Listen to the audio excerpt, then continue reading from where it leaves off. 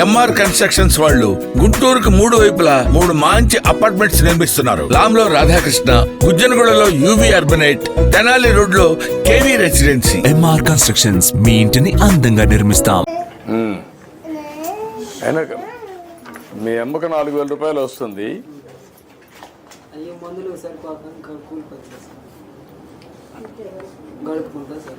ఎంత అవుతుందమ్మా మందులకి? నీకు మందులకి ఎంత అవుతుంది నెలకు?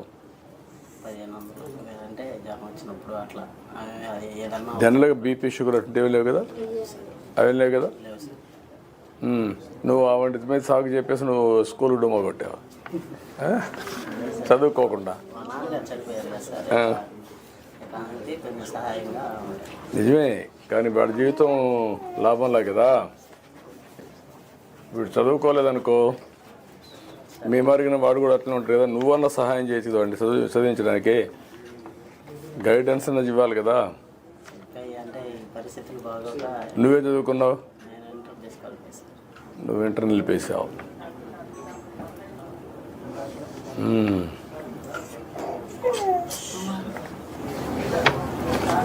ఇప్పుడు నీ ఆలోచన ఏంటమ్మా? వీడిని ఏం చేద్దామని?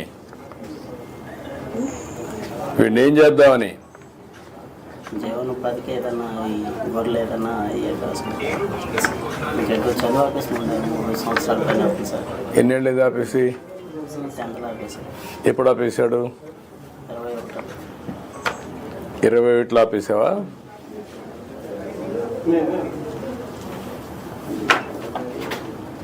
నీ వయసు ఎంత? ఇప్పుడు 18. కలెక్టర్ గారు, ఏంటి నీ అభిప్రాయం ఏంటి? ఏం చేయగలుగుతామండి సార్? ఇప్పుడు ఆయనకి మనము 2 lakhs రూపీస్ మిల్చ్ అనిమల్ ఇప్పించవచ్చు సార్. అందులో 75,000 రూపీస్ సబ్సిడీ పోతుంది. 1,25,000 మినిమల్ ఇంట్రెస్ట్ రేట్తో మనం ఇస్తాము. సో ఆయన దాన్ని స్మాల్ ఇన్స్టాల్మెంట్స్లో రీబ్యాక్ చేస్తారు. 75,000 సబ్సిడీ సార్ మన బీసీ కార్పొరేషన్లో. ఈ ఊర్లో మీకు ఇది ఉందా, డైరీ ఉందా? చిల్లింగ్ సెంటర్, పాల్ డైరీ ఉంది ఈ ఊర్లో ఉందా? ఎవరిలో పాలు తీసుకుపోతున్నారు మా ఊరికి వచ్చి?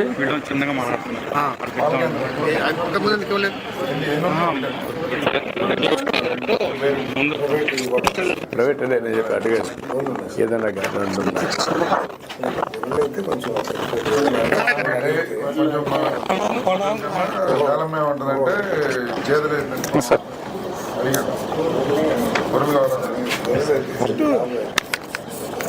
గేదైతే చాకరీ ఇటువంటి కుర్రోళ్ళకి గేదెల దగ్గర పని చేశారు. గొర్రెలు అయితే తక్కువ వస్తారు. ఎక్కువ వస్తారు, తిరగాలి కదా. గొర్రెలతో కూడా తిరగాలి కదా, దేశం అంతా తిరగాలి కదా. ప్రొఫెషన్ ఊర్లో దానికంటే ఇప్పుడు కొత్తగా వచ్చినటువంటి దీన్ని ఎంతవరకు పనిచేస్తుంది? నీకేమైనా ఐడియా ఉందా? ఇంటి దగ్గర గొర్రెలు మెప్పుకోవడం, అంటే ఈ షెడ్లు వేసి ఇక్కడ ఒకటి కట్టించాము సార్ షెడ్. ఇప్పుడు మామూలు పొలం మేపుకోవడం అయితే కొద్దిగా నేనేమంటానంటే ఈ ఊర్లో ఒక 10 మందికి ఒక మోడల్ కింద, అందరూ యాదవాసు ఉన్నారు కాబట్టి ఈ 10 మందికి కలిపి 10 షెడ్లు వేసి ఇక్కడే కట్టి మేత కూడా ఇస్తే అప్పుడు బయట తిరిగే పని లేదు. ఇక్కడనే చూసుకుంటూ దాన్ని పెంచుకుంటారు. 10 షెడ్ల కంటే ఒక షెడ్ పెట్టి కోఆపరేటివ్ అప్రోచ్ చేసినా బాగా. అంటే కోఆపరేటివ్ వీళ్ళు మేనేజ్ చేసుకోరు, కొట్టుకుంటారు వీళ్ళు. ఇండివిజువల్గానే చేసి సెపరేట్ షెడ్లు పెట్టి కామన్ ఇన్ఫ్రాస్ట్రక్చర్ క్రియేట్ చేసి గడ్డి అవన్నీ తీసుకొచ్చేస్తే మార్కెటింగ్ అవన్నీ.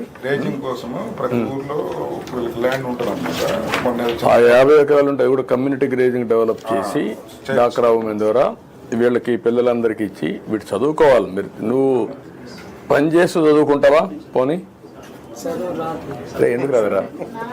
మాకు మేమంతా వచ్చి చదువుకున్నావా? ఇష్టపడి చదువుకున్నావు. నీకు కష్టపడుతున్నావు. నువ్వు చదువు రాదని ముందే చెప్పేస్తున్నావు. నువ్వు చదువు రాదంటే రాదు, వస్తుందంటే వస్తుంది. రాదని మనసులో పడకూడదు. ఇష్టపడి ఏ పని చేసినా నీకు కలిసి వస్తుంది. ముందు నీ మీద నీకు నమ్మకం ఉండాలి. కుర్రాడివి కదా నువ్వు, ఎప్పుడు గొర్రెలే మేపుతావా? నెక్స్ట్ లెవెల్కి వెళ్ళాలి కదా. ఇప్పుడు ఆయన ఉన్నాడు, మీ కులమే, వాళ్ళ నాన్న మంచి పారిశ్రామికవేత్త, ఈయన వచ్చాడు, ఈరోజు బ్రహ్మాండంగా మంత్రిగా పనిచేస్తున్నాడు. మరి నీ మాదిరిగా గొర్రెలు మేపుకుంటా అనుకుంటా ఆయన ఏమో ఉండేవాడు. ఏమంటావు?